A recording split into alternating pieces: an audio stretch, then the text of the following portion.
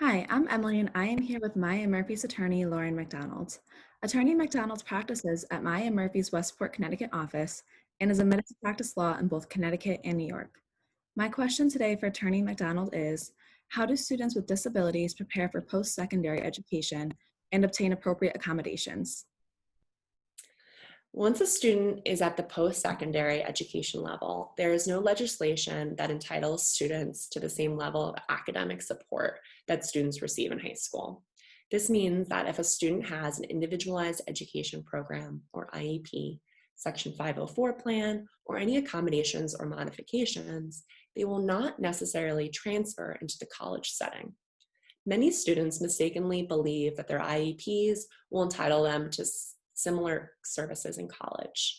While the IEP is a legally binding document in high school, it has no legal power at the post-secondary level.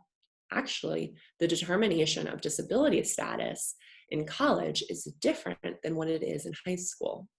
Colleges have their own eligibility criteria for determining whether students have a disability that can be accommodated within their classrooms. This is based on the definition of disability in Section 504 of the Rehabilitation Act. Unlike high school, at the post-secondary level, students are responsible for seeking out disability services.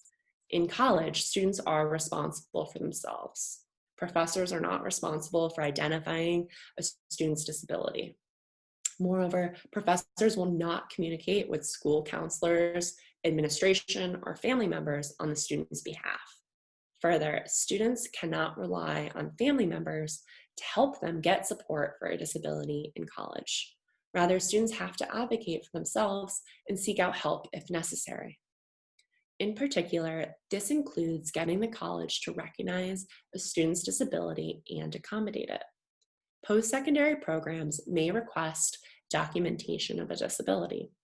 If a person uses a wheelchair or is blind or deaf, no further documentation may be necessary by the college. But for students with a less visible or noticeable disability, such as learning disabilities, mental disorders, or chronic health conditions, it is reasonable and appropriate for a program to request current documentation to establish the validity of the request for accommodations and to identify the accommodations that may be needed.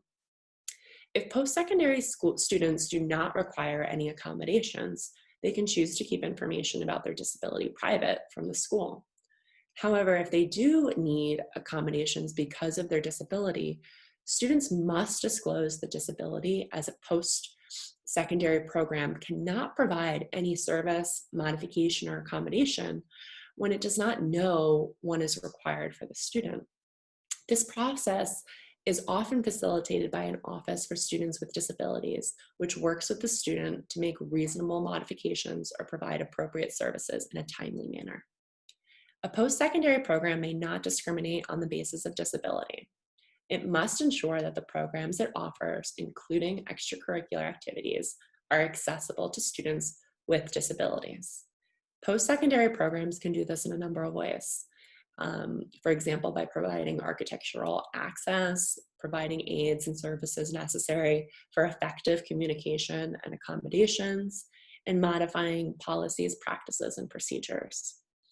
Further, post-secondary programs must establish a process for making their tests accessible to people with disabilities.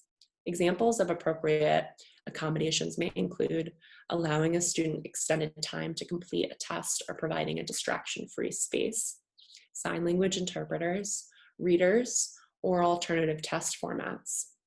Testing accommodations are also required of agencies which administer college entrance exams and the agencies, organizations, or businesses that administer licensure or certification.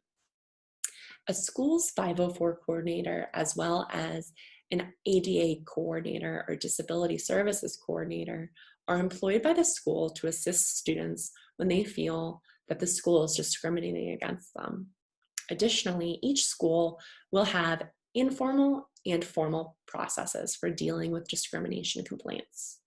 In formal cases, the college will have a grievance procedure so students can voice their perceived discrimination and receive the fair and prompt resolution of their concerns. If a student chooses to not use the grievance procedures from the school, the student can still file a complaint with the Office for Civil Rights in the U.S. Department of Education or in a court of law. If you or your child have experienced disability discrimination in post-secondary education, it is important to ensure that the school follows their appropriate process. If you have any questions about your rights or accommodations regarding anything regarding disability discrimination in post-secondary education, please feel free to give me a call. Attorney McDonald is available 24/7 and can be reached by calling 203-221-3100. You can also email Attorney McDonald at lmcdonald@mayalaw.com, and please visit mayalaw.com for more information.